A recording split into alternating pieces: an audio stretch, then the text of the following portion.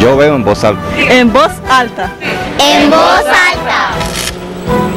En voz alta. En voz alta. En voz alta. En voz alta. Yo veo en voz alta. En voz alta. En voz alta. En voz alta, Darío Maneca.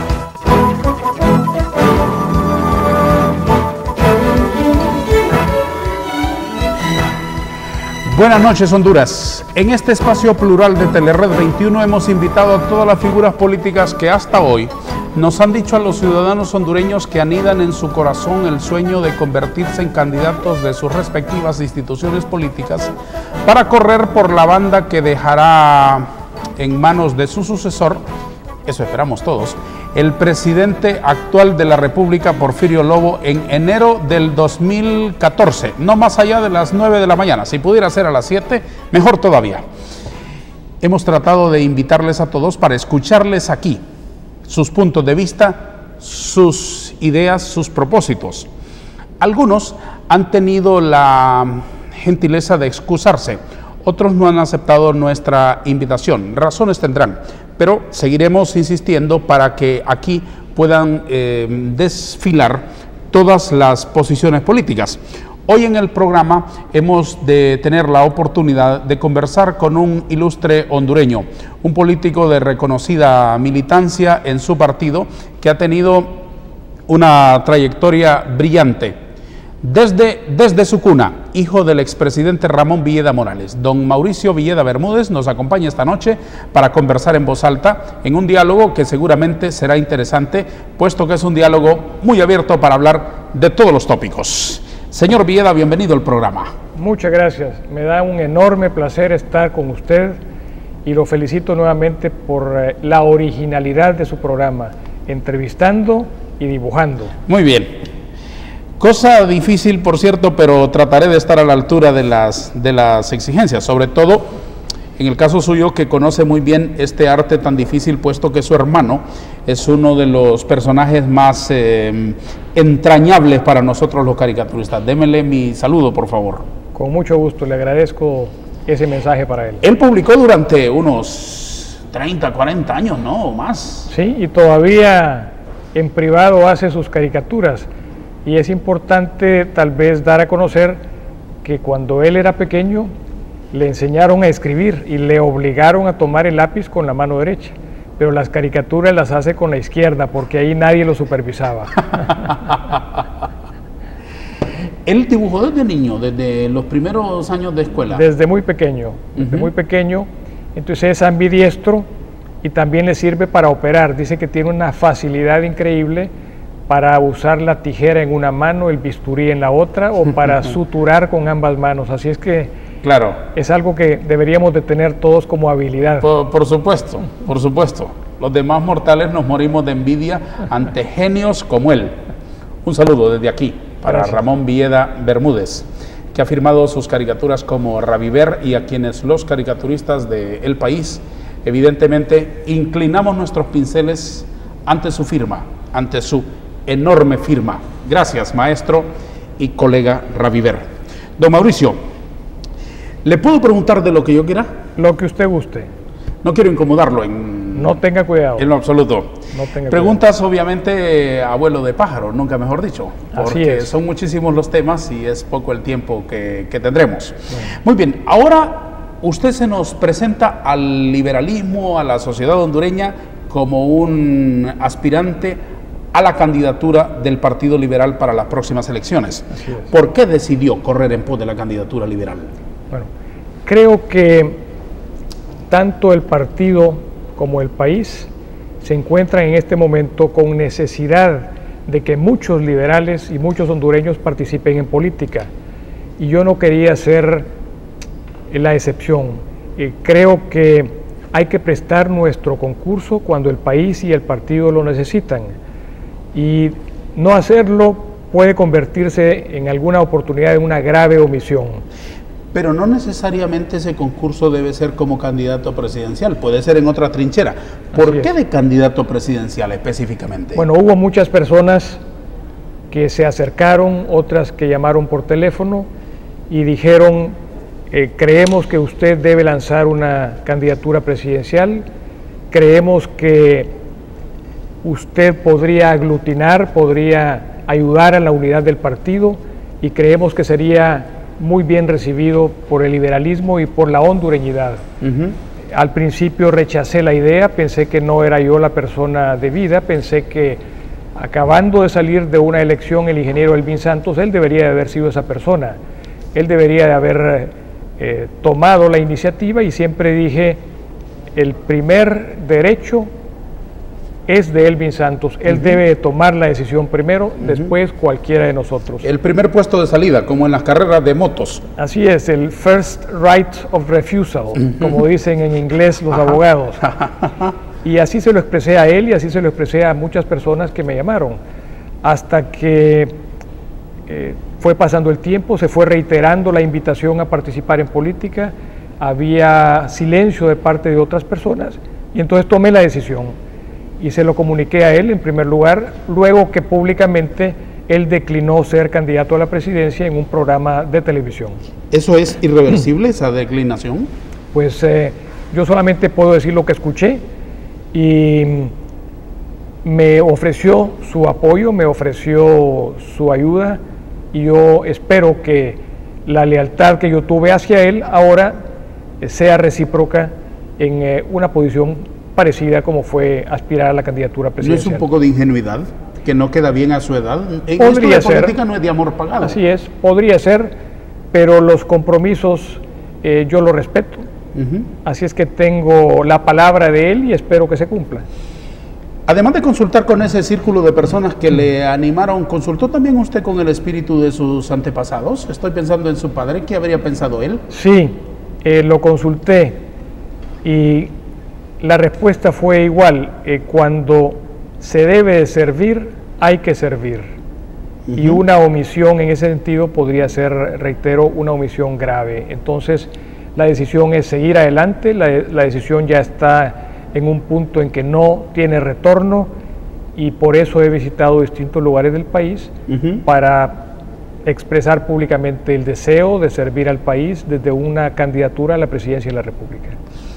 Don Mauricio, usted en su familia, estaría muy chico usted, el 63, vivió los rigores de un golpe de Estado. Así es. ¿No le parece a usted un poco contradictorio haberse puesto del lado de un gobierno que sustituyó a otro gobierno liberal forzosamente el 28 de junio del 2009? No, no siento que hubo o que haya ninguna contradicción. En 1963 fue un golpe de Estado, cruento, sangriento. El ejército asesinó a más de 200 policías en sus camas, en sus barracas. El ejército abolió el Congreso Nacional. Perdóneme, ¿Villeda sabía que eso iba a ocurrir? Pues no creo que lo sabía, porque hubiera evitado la muerte de tantos inocentes. Habían habido intentos en el pasado, en 1959 Velázquez Cerrato tenía una radio que transmitía desde fuera del territorio nacional, habían bombas en la ciudad, se manchaban las paredes, algo parecido a lo que pasó y pasa en estos momentos, y habían amenazas, había complots, había el Partido Nacional complotando en contra del gobierno liberal en aquel momento. Y después de que se disolvió el Congreso Nacional, se comenzó a gobernar con decretos leyes, el ejército puso sus ministros, el ejército puso su propia Corte Suprema de Justicia. En la actualidad, o en el año 2009, fue diferente. Hubo una crisis política. ¿No fue golpe? Para mí, no. Para mí no fue un golpe de Estado, y le soy totalmente honesto al calificar que no creo que fue un golpe de Estado.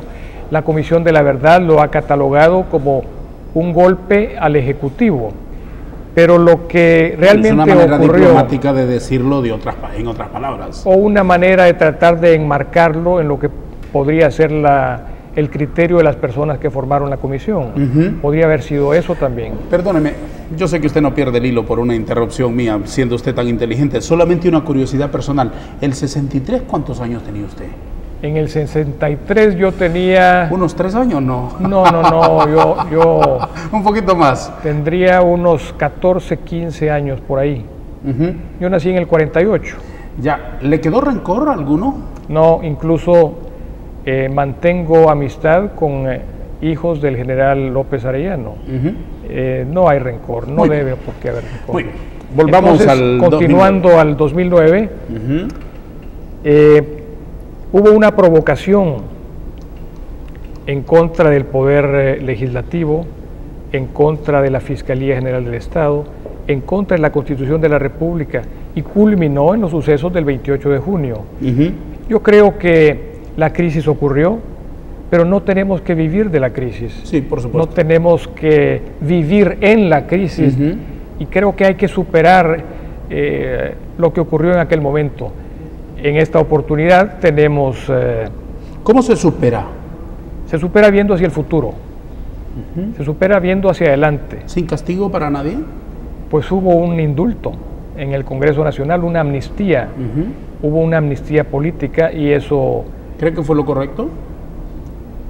creo que, no sé si fue correcto o incorrecto, pero nos encontramos frente a un hecho consumado, una amnistía que no incluyó obviamente los delitos que no fueron políticos. Estoy de acuerdo con usted, señor Villeda, en el hecho de que hubo provocación y hubo un poco de líos y unas historias recambolescas de ambos lados. Sí. Viendo las cosas un poco con la frialdad que ya da no estar en ese momento, y como para no repetirlo, ¿no le parece a usted que también a las clases políticas de todos los partidos, al mismísimo Congreso y a las otras fuerzas de las instituciones de este país que debían haber funcionado, no hubo esa luz de alarma que debía haberse encendido muchos meses atrás del 28 de junio, que es cuando estalló una burbuja que ya se venía produciendo mucho tiempo atrás? Creo que sí hubo esas luces que usted menciona. Una de ellas, por ejemplo, fue la publicación en los medios escritos del dictamen que 3 abogados del presidente de la República le dieron diciéndole que lo que él pretendía era ilegal. Y eso fue suscrito por 3 abogados prominentes. Fue suscrito por Efraín Moncada Silva, fue suscrito por José María Palacios y fue suscrito por Carlos Gómez Moreno, 3 asesores del presidente que le dijeron: lo que usted pretende no se puede hacer. Hubo también publicaciones, recuerdo yo, de la Fiscalía diciendo: eso no se puede hacer. Pero esa es la crisis, eso desembocó efectivamente en los sucesos del 28 de junio.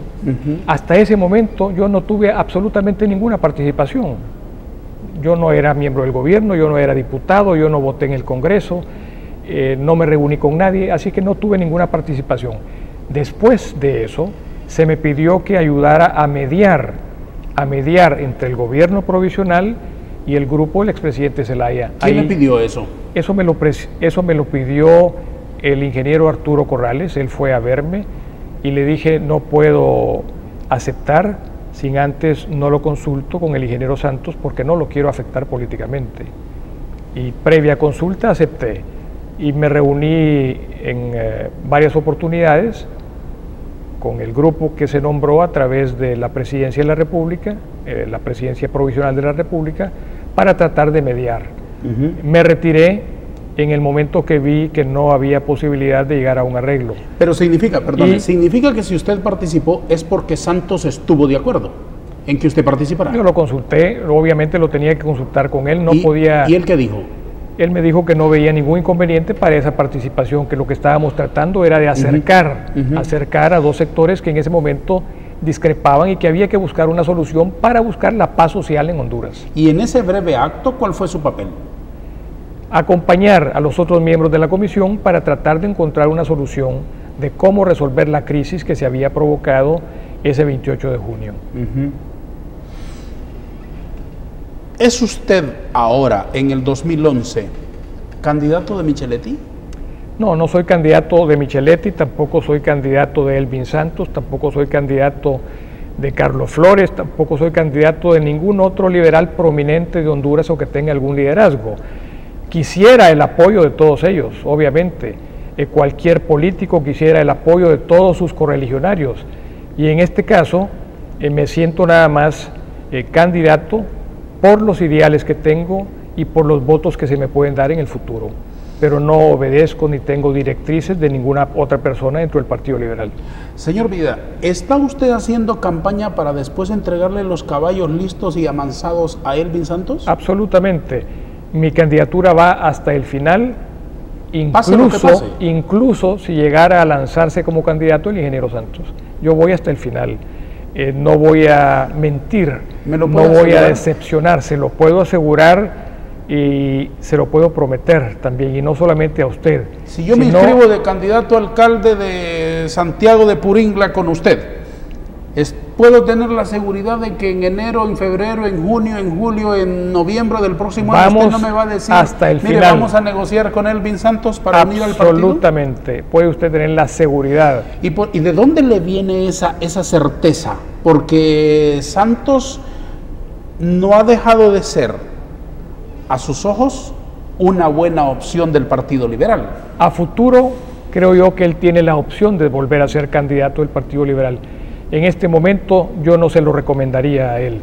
Me parece que todos tomamos decisiones y en este caso yo ya tomé una decisión y le repito, no tiene punto de retorno. Así es que vamos hasta el final y ojalá que usted pueda acompañarme en la fórmula nuevamente como candidato al Congreso Nacional y no como alcalde de Santiago de Puringla.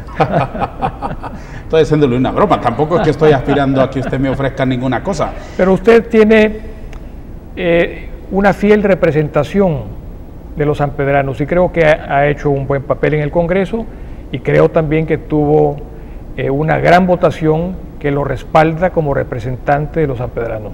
Sin ánimo de alabarlo ni mucho menos, sino que estoy reconociendo únicamente hechos que pueden ser comprobados en el Tribunal Nacional de Elecciones. Le agradezco mucho sus palabras. De todas maneras, ningún elogio va a hacer que cambie la caricatura, ya más o menos está esbozada, ya no puedo tener más generosidad de la que ya le puse con el grafito. Muy bien, muy bien, muy bien. Don Mauricio, una preguntita más antes de irnos a la primera pausa en el programa. ¿Cuáles cree usted que hoy por hoy y con el tiempo tan corto, estamos a un año de las primarias, son los principales desafíos de la institución Rojo Blanco Rojo? Bueno, son varios. El fundamental es la unidad, no la unanimidad, la unidad. Y eso es lo que ando predicando por Honduras, que debemos de unirnos, que debemos de lograr esa unidad, no alrededor de personas, sino que alrededor de principios. Creo que la declaración de principios del Partido Liberal es lo que nos debe de unir y también los principios que están en la Constitución de la República. Esos deben ser nuestros puntos de referencia para lograr esa unidad. Ese es un primer aspecto. Otro aspecto es volver a lo elemental.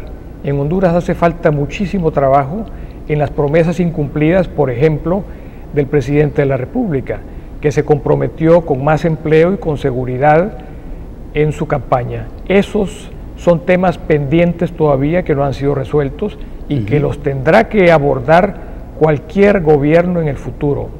El tema de la educación también es un tema que está pendiente. En Honduras tenemos en la educación primaria escuelas en donde hay un profesor para los 6 grados, escuelas donde no hay pupitres, escuelas donde no hay techo. Tenemos también maestros que faltan y que no se cumplen ni siquiera con los 200 días de clase en un año lectivo. Y tenemos, por el contrario, maestros que cumplen con su obligación a los que no se les paga el salario. Después, cuando entramos a la educación secundaria, tenemos que no hay institutos de educación media para todos los graduados de educación primaria y que tampoco tenemos la calidad de la educación que se debería de dar. Muy bien, usted me ha dicho que la principal tarea es unificar a la familia del Partido Liberal. Correcto. Obviamente esta familia está disgregada por la crisis del 2009, sí, cosa que no es fácil, digamos, ahora sobre todo teniendo una carrera a contrarreloj. Sí. ¿Cree usted que es posible calmar esas agitaciones de las aguas del Partido Liberal? Creo que sí es posible cuando se visitan a las personas que realmente no han tenido ninguna participación en este tipo de eventos y que son liberales, natos liberales. Ellos quieren la unidad, Ellos quieren demostrar que el liberalismo está unido. Ellos quieren volver a tener la oportunidad de votar para demostrar que el Partido Liberal sigue siendo un partido fuerte. Y esta gente está totalmente consciente que hay una estrategia para dividir al Partido Liberal. Y esa estrategia viene de dentro de Honduras y de fuera de Honduras. No hay... ¿Qué me quiere decir con eso? Le quiero decir que los adversarios tradicionales del liberalismo están utilizando una estrategia para mantener dividido al Partido Liberal y a sus miembros. ¿Y de fuera de Honduras de dónde viene? Y de fuera de Honduras, los adversarios de la democracia. Personas que no les conviene que exista un Partido Liberal fuerte en la región centroamericana y fuerte en Honduras, están tratando también de dividir al Partido Liberal, porque de esa manera se debilita la democracia en Honduras. Y esa estrategia también ha alcanzado al Partido Nacional. No es casualidad, en mi criterio, que también haya falta de unidad en este momento dentro del Partido Nacional. Entonces veamos un panorama político no solamente desde el ángulo nacional, sino que veámoslo también desde el ángulo internacional. Yo estoy de acuerdo con usted y respeto mucho ese punto de vista de factores exógenos, pero también usted debería reconocer que los liberales resentidos por el derrocamiento de Manuel Zelaya en 2009, a alguien dentro del Partido Liberal, puesto que fueron liberales los principales participantes de aquella crisis en todos los ángulos, a alguien quiere cobrarle la factura. Sí. Sí, pero también ahí hay mucha... Estoy hablando de los liberales que no necesariamente quieren salirse del Partido Liberal a votar por otra institución política. Claro, ahí tiene que haber mucha claridad. El expresidente Zelaya manifestó en el pasado que su ideología ya no era liberal. Él se autodenominó un socialista del siglo XXI y al formar un nuevo partido ha demostrado que sigue en la posición de socialista del siglo XXI. Y no hay relación entre el socialismo y el liberalismo social. Son dos cosas totalmente distintas. Pero va más allá. El día de las elecciones nos vamos a encontrar con una mesa electoral en donde no van a estar únicamente los 5 partidos que existen ahora, el PINU, la Democracia Cristiana, la UD, el Partido Liberal y el Partido Nacional. Va a estar también el partido del expresidente Zelaya. Y el expresidente Zelaya, como lo ha hecho hasta ahora, va a hacer un llamado para votar por su partido, y el partido del expresidente Zelaya va a ser adversario político del Partido Liberal.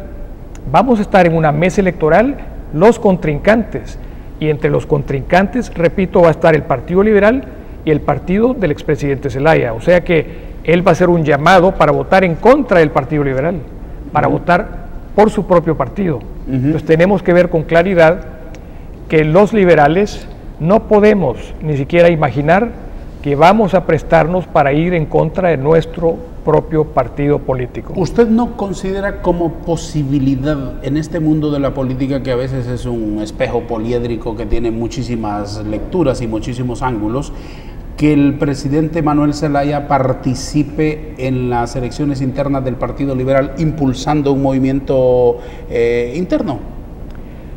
Si lo hace, sería una traición al Partido Liberal, porque no puede estar por un lado tratando de utilizar el partido y por otro lado llamando a votar en contra del partido.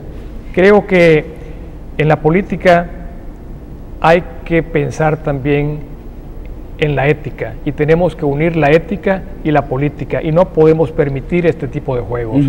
Me parece que la lealtad hacia el Partido Liberal merece respeto, y no se puede jugar, aunque sea ingenuo decirlo, no se puede jugar en esa forma con el liberalismo. Pero verdad que muchos de los liberales que acompañan al presidente Manuel Zelaya en las reuniones que hace se siguen sintiendo liberales y van enarbolando la bandera rojo, blanco, rojo a sus reuniones, y preferirían tener a Zelaya dentro del Partido Liberal. Es posible que lo piensen, pero ahora están enarbolando otra bandera que posiblemente será totalmente roja y con una estrella blanca en el centro, lo contrario de la bandera del Partido Nacional.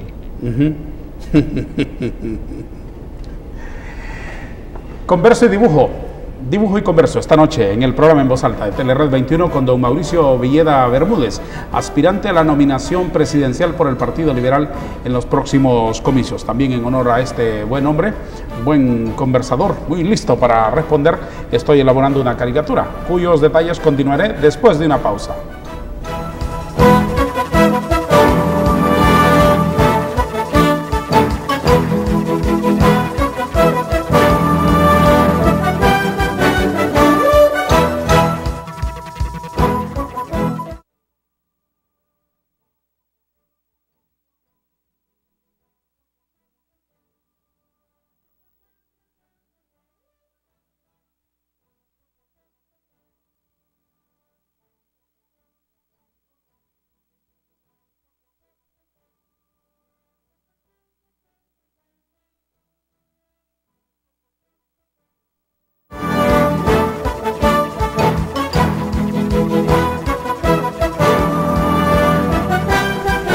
Emitimos el programa En Voz Alta todos los sábados a las 7 de la noche, los domingos a las 6:30. Se repiten nuestras emisiones el día martes y jueves a partir de las 11 por Telered 21 para todo el país.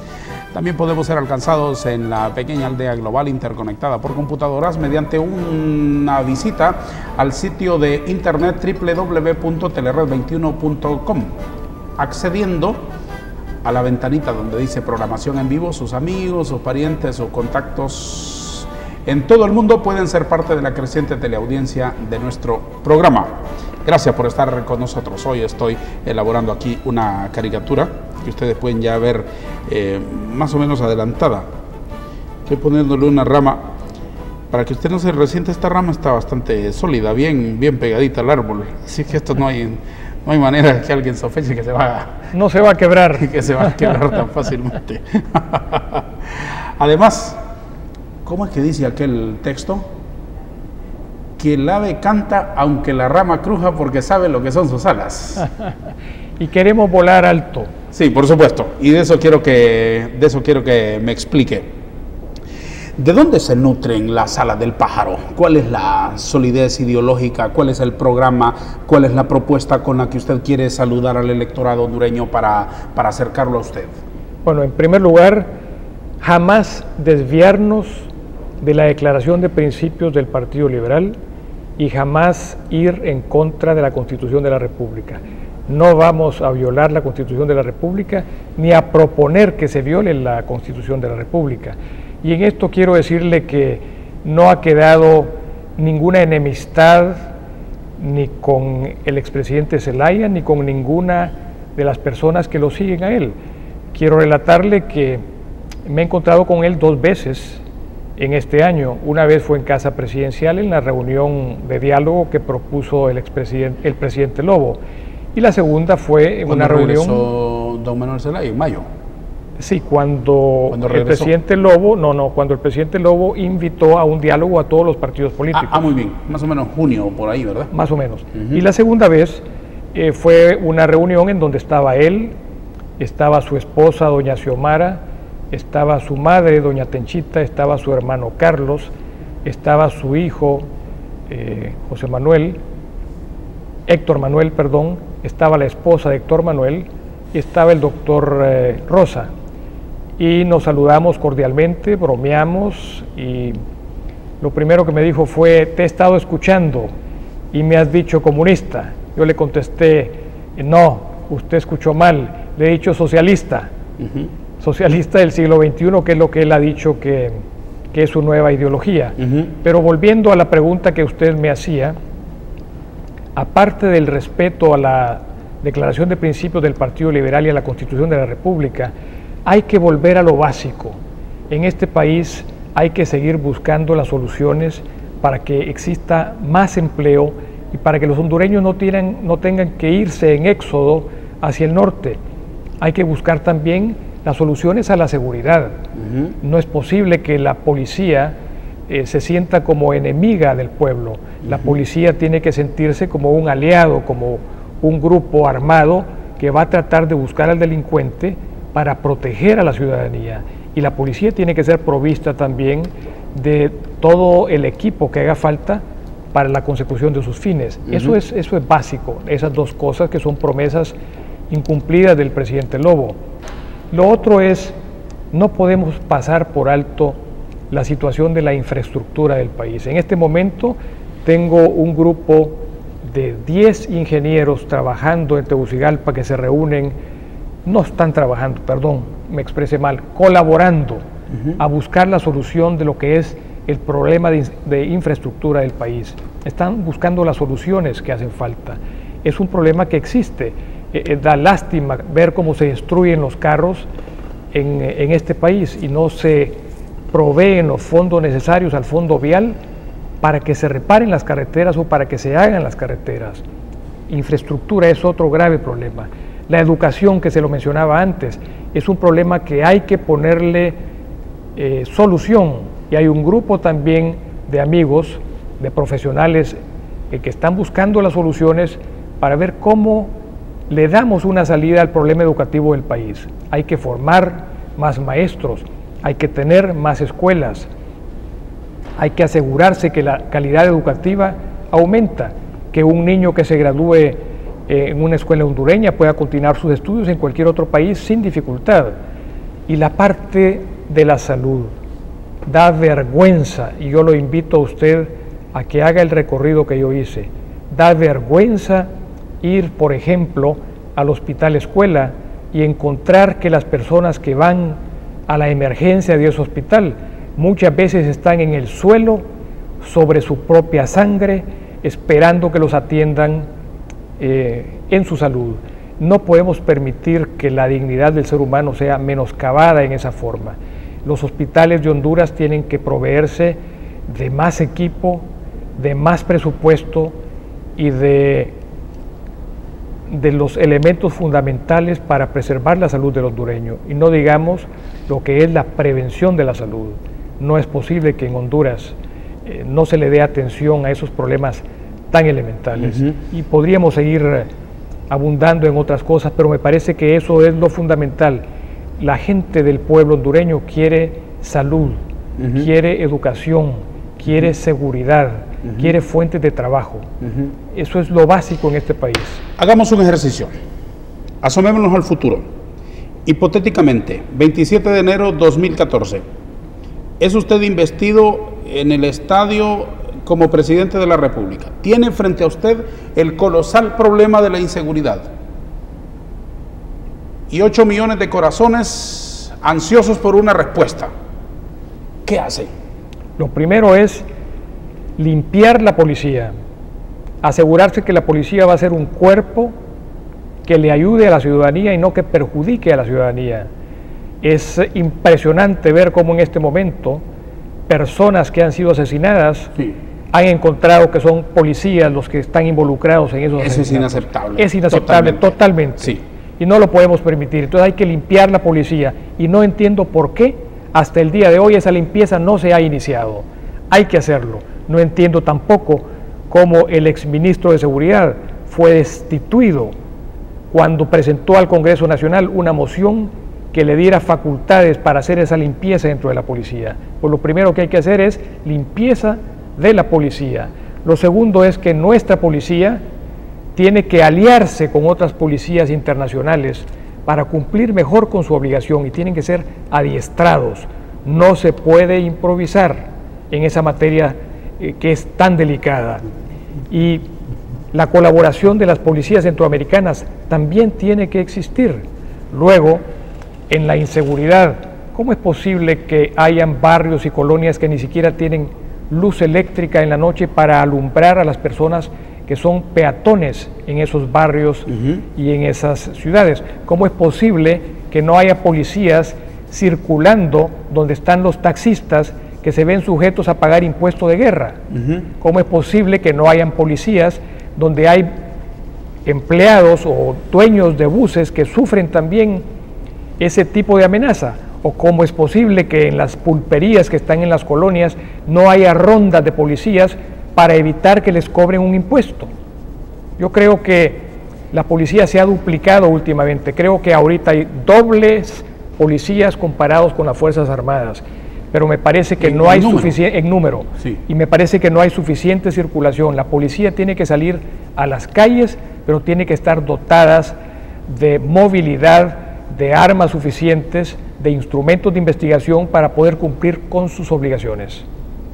Señor Villeda, ¿qué opinión le merecen los demás contendientes al interior del Partido Liberal? El abogado Gaugel, el abogado Edmundo Orellana, don Esteban Handal, ¿qué opinión le merecen? Me merecen todo el respeto posible. Son correligionarios, son personas que tienen la legítima oportunidad de aspirar a una candidatura presidencial. Liberales.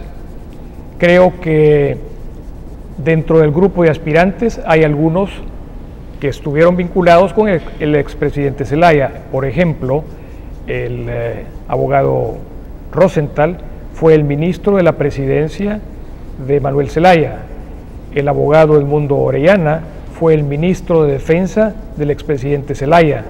Don Esteban Handal, pariente de don Tito Mejía, que fue ministro también de defensa del expresidente Zelaya. Y por el otro lado, el abogado Gaugel, una persona que ha mantenido los ideales del liberalismo, una persona seria, que tiene también todo mi respeto, toda mi admiración, un hombre que ha sido juez, que ha sido magistrado de la Corte Suprema de Justicia. Todos tienen legítimo derecho a aspirar, a tratar de organizar sus cuadros. Yo lo que pido es que las elecciones internas sean elecciones de altura, de discusión de ideas, de intercambio de planes, y yo jamás me voy a prestar para ofender a ninguno de ellos. Aún así, ¿cree que usted va a ganar? ¿Cuántas posibilidades se ve y les ve a los demás?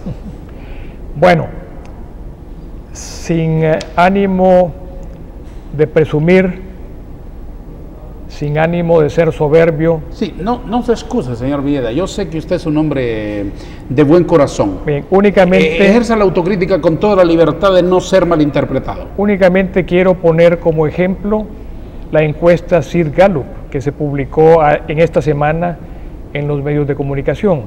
Yo tengo 40 días de haber anunciado que voy en busca de una candidatura presidencial. Y en el mes de octubre mi evaluación, porque solamente ese mes participé como precandidato, tuve un 25% de aceptación en 40 días de haberlo anunciado. Me parece que ha habido una buena respuesta, me parece que hay personas en los distintos lugares del país que esperaban, después de habérmelo solicitado, que yo tomara la decisión de lanzarme a política. He tenido respuestas públicas en los medios de comunicación, he tenido respuestas privadas y también he tenido insultos, también he tenido amenazas, porque cuando uno participa en política se expone a todo eso. La casa de mi madre ha sido manchada en varias oportunidades en las paredes, se me ha insultado por los medios de comunicación escritos, pero estamos dispuestos a seguir adelante. Creo que es una obligación, como decía antes, hacerlo, es una obligación participar y sería una omisión grave no hacer una participación en política en este momento en que se habla de que el partido está mal, que el partido está enfermo, que el partido no puede seguir hacia adelante. Creo que la obligación es animar al liberalismo, sacudir al liberalismo, decir que el liberalismo no tiene por qué avergonzarse de ser liberal. El Partido Liberal le ha dado muchos méritos a Honduras, muchos triunfos a la nación, así como también ha tenido omisiones y así como también ha permitido que algunas personas se hayan aprovechado del liberalismo para actuar no en beneficio del pueblo, sino que en beneficio de sí mismo, lo cual es una contradicción en política. Y aquí, si me permite, ahondar un poquito más en mi concepto de hacer política. La política, para mí, es una forma de entregarse para tratar de resolver los problemas más importantes de Honduras. La política en ningún momento debe de ser el camino para el lucro personal. En ningún momento debe de ser la oportunidad para satisfacer en beneficio propio ninguna necesidad. Y creo que el hecho de que exista corrupción en el gobierno es algo que hay que denunciarlo, y más si la corrupción es en nuestro propio partido. Yo puedo decirle, por ejemplo, que veo muy mal que se hable de la corrupción en la empresa nacional portuaria y que no se tomen decisiones rápidas para cortar esa corrupción.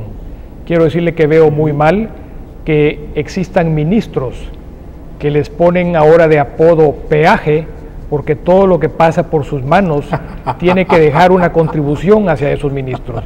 Me parece que es algo que no se debe de permitir, que es algo que hay que combatirlo y hay que denunciarlo. Y no estoy de acuerdo en seguirlo permitiendo.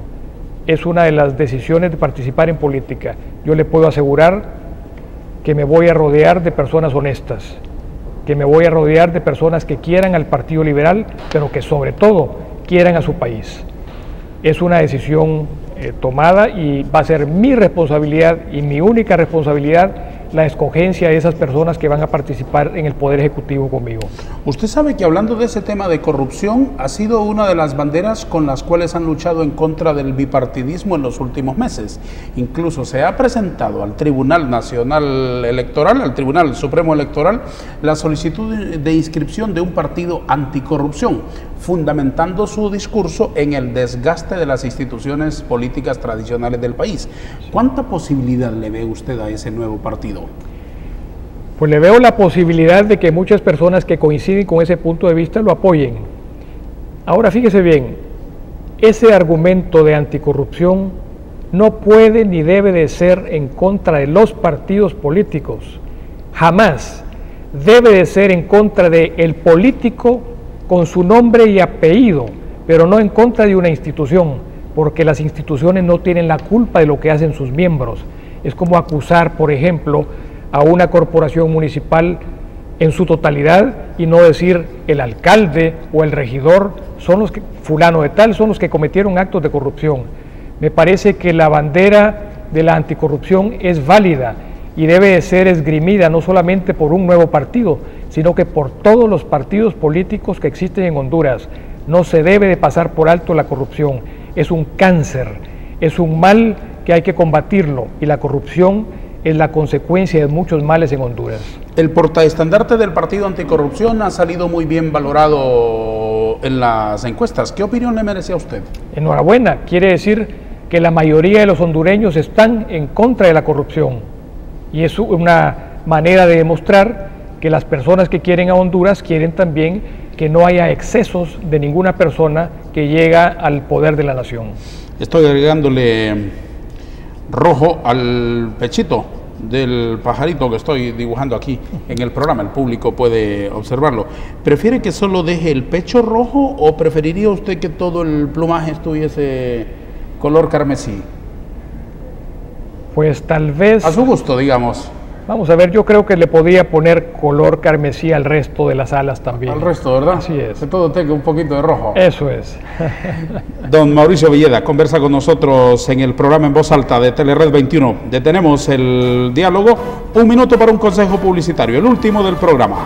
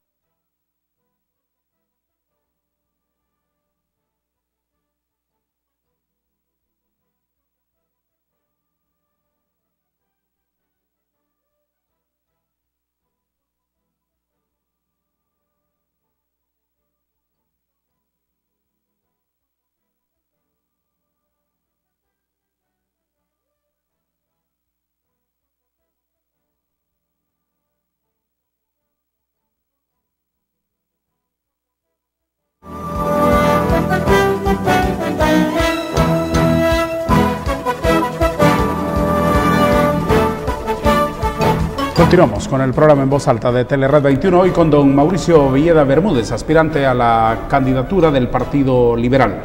Es la segunda vez que conversamos en este programa. Así es, y es la segunda caricatura suya que voy a tener. Muy bien. Y la veo todos los días, porque la tengo frente a mi escritorio. Ah, muy bien, cosa que yo agradezco muchísimo. Nos queda una imagen de aquel primer encuentro. Mucha agua ha pasado debajo de los puentes. Así es. Después de noviembre del 2008. Que fue cuando conversamos. Esa es la imagen de aquel encuentro. Estaba usted imbuido en la lucha interna del Partido Liberal por la nominación que finalmente ganó el ingeniero Elvin Santos. ¿Cómo fue esa experiencia? Fue una experiencia que yo no esperaba. Mi participación fue circunstancial, pero fue una buena experiencia. Tuve la oportunidad de conocer a muchos políticos hondureños, tuve la oportunidad de conocer muchos rincones de Honduras, de conocer las necesidades que hay en muchos lugares, de ver la pobreza que hay en nuestro país, las calamidades, las angustias, la falta de instalaciones en escuelas y en hospitales, la falta de limpieza en las ciudades, cómo no funciona, por ejemplo, la recolección de la basura, de ver mercados que hacen falta en muchos municipios y sobre todo de ver cómo si el presupuesto fuese mejor administrado y si hubiese menos corrupción, habría mejor progreso en cada uno de estos lugares. Para esta lucha de ahora, ¿usted hereda los cuadros políticos de Elvin Santos? No necesariamente, sin embargo acepto que muchas de estas personas y de cualquier otra corriente figuren en los cuadros, pero van a haber jóvenes que no han tenido militancia antes, van a haber hombres y mujeres nuevos en los cuadros y personas que tampoco han participado antes en ninguno de los movimientos políticos que han habido. Porcentualmente, ¿cuánto de la militancia fija, del voto duro con el que se cuenta siempre del Partido Liberal, se habrá escindido con la resistencia popular? No tengo datos propios, pero por lo que he visto en algunas encuestas, en algunos programas, yo creo que un 12% se podrá haber ido con el expresidente Zelaya. ¿No cree usted, como dicen otros, que es la mitad del partido? No lo creo, no lo creo. Y máxime con la cantidad de movimientos que han proliferado dentro del Partido Liberal y que todos jalan hacia el liberalismo. Y también el movimiento 28 de junio que se mantiene dentro del Partido Liberal. ¿Usted considera que Manuel Zelaya es comunista? Considero que es socialista, lo repito, socialista, porque él mismo lo ha dicho, y ha dicho que es socialista del siglo XXI, siguiendo una tendencia del grupo de Chávez y de Correa y de este tipo de personas que gobiernan en otros países de Sudamérica. La misma pregunta poniendo como protagonista al presidente Lobo, ¿usted lo considera comunista? No, no lo considero comunista, aunque se me ha dicho que ha estudiado en el pasado en universidades de la Unión Soviética. Pero eso no hace comunista a nadie. Eso no hace comunista a nadie y únicamente una experiencia de estudios en un país comunista. Yo creo que el presidente Lobo no es un comunista, creo que el Partido Liberal lo honró con una candidatura dentro del Partido nacional. Sí, nacional. Así es. No el Partido Liberal. Perdón, el Partido Nacional. Sí, ni quiera Dios. No, absolutamente. Fue un lapsus. Un lapsus. Sí. Que Dios lo perdone. Que Dios lo perdone por ese lapsus. A ver, muy bien. El Partido Nacional lo honró como candidato. Y evidentemente lo que hace ahora. Entonces es algo que tiene que evaluar el propio Partido Nacional, viendo que muchas de las personas, no muchas, sino que han habido decepción del Partido Nacional por esa forma de conducirse del presidente Lobo, pero ese es un problema interno, por supuesto, del Partido Nacional. Por supuesto. ¿Cree usted, hablando, digo, de ese tema, cree usted que algo de ideológico tenga que ver en la división que ahora tiene el Partido Nacional, pronunciada principalmente, opuesta de relieve, principalmente en la bancada nacionalista del Congreso? ¿Cree que eso obedezca a que hay un sector del Partido Nacional que quiere mantener más a la extrema derecha al Partido Nacional y otro sector en donde puede mencionarse al mismísimo presidente Lobo, al presidente del Congreso, que han tratado un poco, tal vez no de moverlo de aquellas posturas, pero sí un poco de hacer una especie de liposucción ideológica con esto del humanismo cristiano? Es posible que sí. Hay personas que han expresado públicamente que la posición del humanismo cristiano no es la posición del Partido Nacional y que se lo critican al presidente Lobo y que le dicen esa ha sido la posición del Partido Nacional y jamás una reunión del Partido Nacional para adoptar esa filosofía política. Eso se lo han criticado los mismos nacionalistas al presidente Lobo. Pero por otra parte, también hay una lucha de poder, eso no hay que desconocerlo.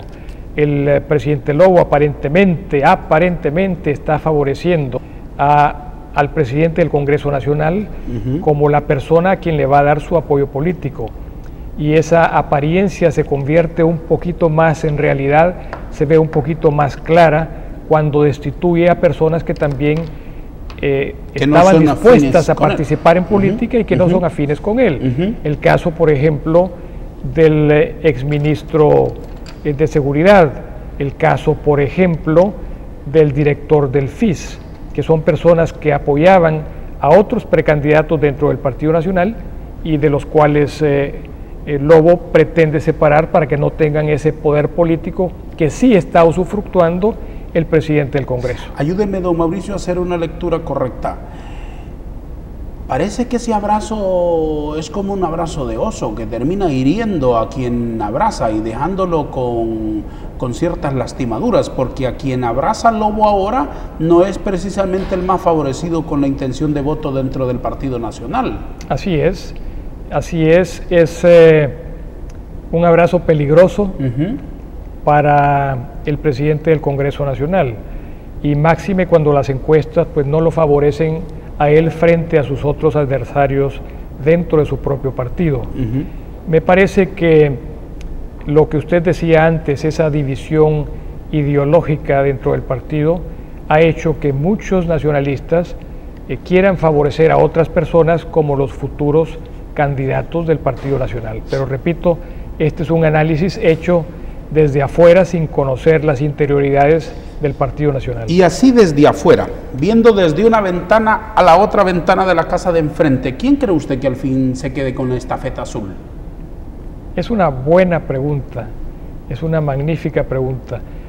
Por lo que yo he escuchado, no es el presidente del Congreso Nacional, pero tampoco me atrevo a decir quién va a ser el favorecido, el consentido del voto nacionalista. Lo que sí espero es que muchos nacionalistas le den el voto a Mauricio Villeda y no a otro candidato dentro de su propio partido, porque creo yo que han encontrado mucha división, han encontrado mucha incoherencia en los actos de su presidente actual y de muchos de sus candidatos. ¿A quién preferiría usted si usted se convirtiera en candidato del Partido Liberal? ¿A quién se preferiría tener enfrente? A cualquiera de ellos. Yo creo que la lucha la tengo que dar por igual frente a cualquier candidato del Partido Nacional. No hay muchísimo tiempo de aquí a las elecciones, señor Villeda. ¿Tendrá cumplida la tarea del Partido Liberal de reconstituirse, de recomponerse internamente para estar listo a dar una batalla digna? Esa es una labor. Eso es una labor que ya he iniciado y es una labor en la cual voy a seguir luchando, porque hay que lograr la unidad del liberalismo, no alrededor de Mauricio Villeda, sino que alrededor de los principios del partido y, repito, los ideales y principios de la Constitución de la República. ¿Vendría bien en esa labor un cambio de dirigencia del Central Ejecutivo en este tiempo? Creo que a la dirigencia del partido hay que respetarla y tratar de hacer un cambio en este momento creo que es contraproducente porque sería desviar la atención a lo que podría ser una nueva división dentro del liberalismo. Yo preferiría que las autoridades terminen, que culminen con su obligación, pero que se piense más bien en la unidad del partido a través de los candidatos que hasta ahora han salido a la palestra. ¿Quién le gustaría que fuera su candidato a alcalde en Tegucigalpa? No tengo todavía ningún candidato a alcalde en Tegucigalpa. ¿Y en San Pedro Sula? Tampoco.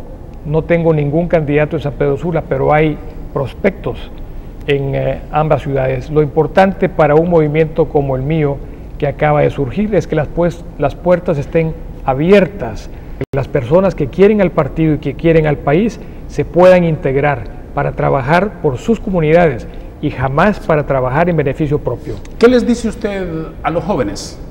entre los cuales hay chicos como su hijo que aquí nos anda interrumpiendo con un iPad modernísimo en el programa. A esos jóvenes que ni siquiera recuerdan a Callejas, presidente, y que le escuchan a usted hablar de Ramón Villeda Morales y del pajarito Pechito Rojo, ¿qué les puede decir? A ellos les digo que no es únicamente la juventud lo que hace a una persona participar en política, que además de la juventud tienen que formarse y tienen que prepararse para poderle servir a la patria. Pero para eso hace falta estudiar los estatutos del partido, hace falta estudiar la Constitución de la República y querer al país. La juventud es un elemento valiosísimo, hombres y mujeres. Yo critico, por ejemplo, que se hable únicamente de incluir al sector femenino en las planillas de los políticos. Lo critico porque también se debería establecer que se incluya a la juventud planillas del Partido Liberal. En este momento hay jóvenes que han participado de capacitaciones a través de la Fundación Naumann, que han sido educados en lo que es el liberalismo, en lo que es la democracia. Entonces hace falta cuota de sacrificio de parte de ellos y preparación para poder cumplir con lo que es la misión de un político, un partido y en un gobierno. ¿Qué pudiera hacer usted en este tiempo? ¿Qué pudiera hacer usted en este tiempo, señor Villeda, para traer a esos jóvenes del escepticismo, que es también un reflejo de la vida de valores en general de la sociedad? Ahora obviamente trasladado a la política, pero igual en otros campos los jóvenes no creen, no respetan en nadie en esta sociedad de ingobernables en la que están viviendo. La juventud critica a los partidos políticos, indebidamente a los partidos, debería ser a ciertos políticos, pero los critica por la corrupción que han promovido, por los antivalores que han representado, por cómo se han beneficiado personalmente de los fondos del Estado y de los bienes del Estado. ¿Cómo se puede contrarrestar ese sentimiento?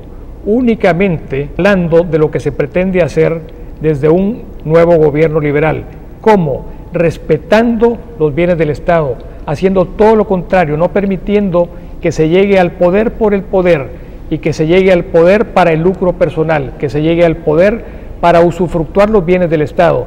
Eso es lo que hay que hacer, demostrarle a los jóvenes que los políticos tienen la oportunidad de hacer política con ética y no política apartados de los cánones más elementales de lo que es la ética política. ¿La política y la ética pueden volver a casarse? Perfectamente, y nunca debieron de haberse divorciado. Siempre debieron de estar en la misma dirección, como los rieles de un ferrocarril que van juntos a la misma distancia sin separarse. La ética y la política deben de ser inseparables. Supe, señor Villeda, que usted fue compañero de un joven que se llamaba Porfirio, bueno, que se sigue llamando, aunque no sea joven, Porfirio Lobo Sosa. Así es. Ahora que él es presidente, ¿cómo cree que ha hecho la tarea en estos dos primeros periodos? Yo creo que la primera parte de su gobierno fue tratar de insertar a Honduras nuevamente en la Organización de los Estados Americanos, y eso lo logró. Digo dos periodos por los 2 años, ¿no? Sí. Obviamente. No, los 2 periodos se los he criticado cuando él ha anunciado que quisiera 2 años más. Sí, sí, sí. Bueno, evidentemente. Yo quise decir 2 años de los 4. Sí. El presidente de la República fue mi compañero en el colegio. ¿Qué tal era él como estudiante? Era muy bueno. ¿Bueno en qué? Digamos, ¿en qué principalmente? Era bueno como estudiante, era bueno como amigo, era bueno como compañero. ¿En qué asignaturas le iba? Era interno, las asignaturas nunca le pude ver sus notas, pero sí su compañerismo en el colegio. Él era interno en el Instituto San Francisco y compartía con sus compañeros de internado la mantequilla escurrida que le mandaban de Olancho y el queso que le mandaban de Olancho. Era una persona generosa en ese sentido y era alegre, era una persona que no excluía a nadie. Y creo que en este momento lo que se le puede criticar son sus acciones políticas, pero no su persona. Por supuesto. Sigue siendo un buen amigo, nos hemos visto pocas veces, pero cada vez que lo he encontrado, he sentido la satisfacción de abrazar al amigo. Creo que en algunas cosas no puedo estar de acuerdo con él. Por ejemplo, cuando hubo aquí en San Pedro Sula aquel famoso foro de Honduras está abierta para los negocios, él públicamente habló de que el periodo de gobierno debería de extenderse 2 años más para que fuese, en vez de 4, de 6 años. Eso se lo critiqué públicamente a él, como se lo critiqué públicamente también al expresidente Zelaya. No podemos hablar de modificar los artículos que no se permite modificar. Eso se lo he criticado públicamente. También he criticado al presidente Lobo, y no con el ánimo de destruirlo, sino que con el ánimo de hacer una crítica constructiva, que no hayan habido decisiones claras y concretas para parar, por ejemplo, la corrupción de la que se habla en la empresa nacional portuaria. Eso lo he dicho públicamente y lo mantengo. He criticado también cuando él dice, le voy a decir al ministro tal que haga tal cosa. Es el presidente de la República el que tiene que ordenarle al ministro que tome tal o cual actitud, no es el ministro el que tiene que tomar la decisión. Entonces, ese tipo de actuaciones se las critico sanamente, únicamente para llamar su reflexión ciertas actitudes que yo creo que se pueden mejorar. ¿Qué esperaría de él en los 2 años que quedan por delante? Esperaría un cambio de actitud total, esperaría que exista la medicina preventiva y la política preventiva, esperaría que se diera solución a los problemas con el magisterio para que existan más días de clase, esperaría que a los maestros que han cumplido con su obligación se les pague puntualmente su salario. Esperaría también que el presupuesto general de la República se dedicase más que es atender al pueblo hondureño, el agua potable, el problema que existe, por ejemplo, en la generación de energía, que se buscasen soluciones. Ya lo hizo con la energía que se va a producir con estas grandes aspas que se han colocado en el Cerro de Ula, pero me encantaría que buscase soluciones para que el sol, que lo tenemos 365 días en el año, sirva también para producir energía en las áreas donde los políticos han ido a dar falsas expectativas a las comunidades, diciendo que va a llegar la luz eléctrica y simplemente han sembrado los postes a la orilla de la carretera. Ahí creo yo que se pueden hacer muchas cosas todavía desde el gobierno. ¿En quiénes está pensando para que le acompañen en la fórmula de designados presidenciales? No he llegado a esa etapa propios. Ahorita estoy enfrascado únicamente en hablar sobre la necesidad que tenemos de lograr efectivamente la unidad dentro del partido. Las aspiraciones políticas vendrán después, los nombres vendrán después. ¿Qué dice su familia? ¿Qué dice su madre? ¿Qué dice sus hermanos? Cuando tomé la decisión, les expliqué que iba a tener menos tiempo para la familia, que iba a tener menos tiempo para el trabajo, menos tiempo para el ocio y que iba a tener que dedicarme muchísimo más a tratar de llevar a cabo este proyecto político. Y lo han aceptado. Lo han aceptado porque es una decisión tomada, es una decisión, como le dije, que no tiene punto de retorno y es darse al país, es darse para tratar de encontrar soluciones, independientemente de las agresiones o independientemente de los insultos que puedan venir.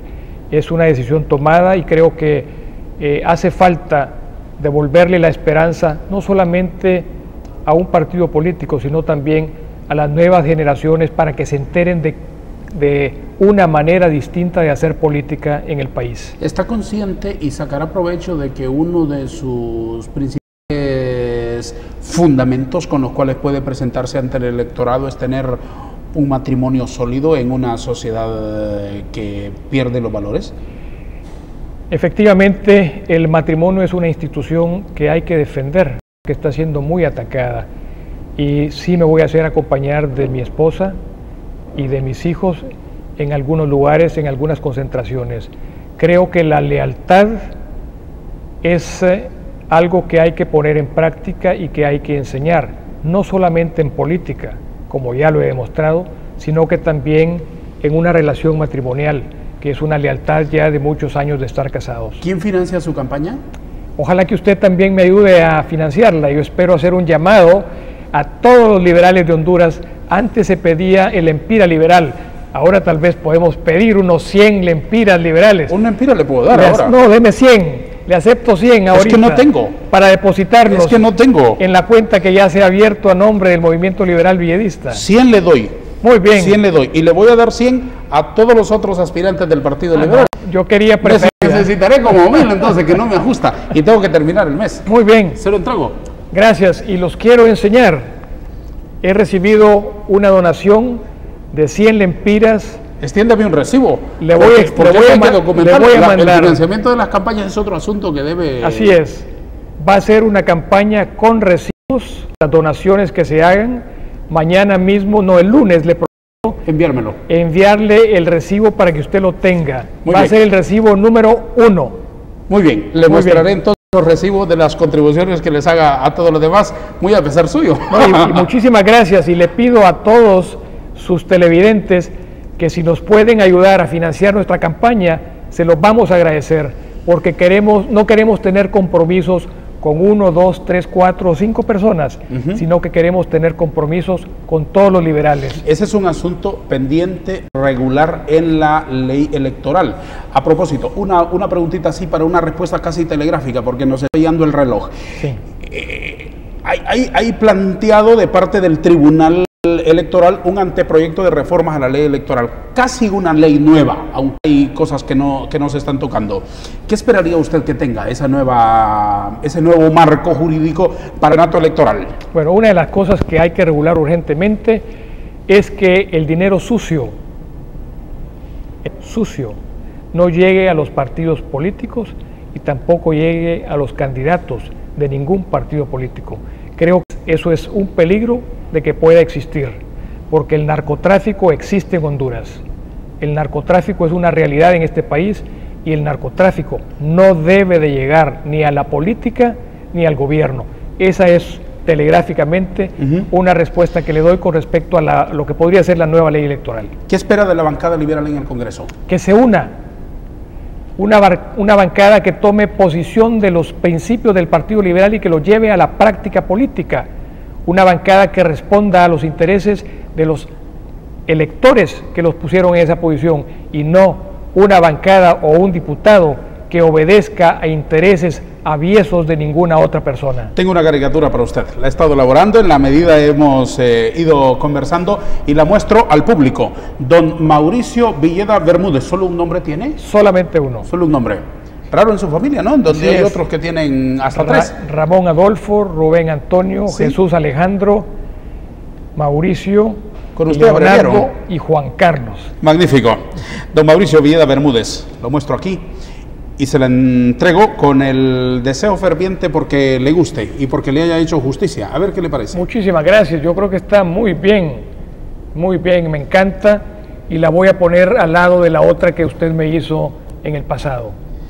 Quiero escuchar en algún momento del futuro la opinión de su hermano, que es uno de los más grandes caricaturistas que ha tenido la historia de este país. Y que Se yo la voy a respeto enseñar muchísimo. con mucho gusto y le informo también la reacción que tenga. Salúdemelo, por favor. Gracias, don Mauricio. Muchas por haber gracias. estado. Espero que se haya sentido cómodo en este Muy conversatorio. cómodo, y le agradezco esta oportunidad, la valoro en su totalidad. Muchísimas gracias de poder haber conversado con usted y haber llegado también a su auditorio. Que tenga muchos éxitos, Muchas que gracias. Dios lo acompañe. Saludos a su familia, por favor. Y le pido finalmente sus oraciones para que este proyecto político fructifique y que haya paz social en Honduras. Las tendrá. Muchas gracias. Muchas gracias a usted. Ok. A todos, gracias. Adiós.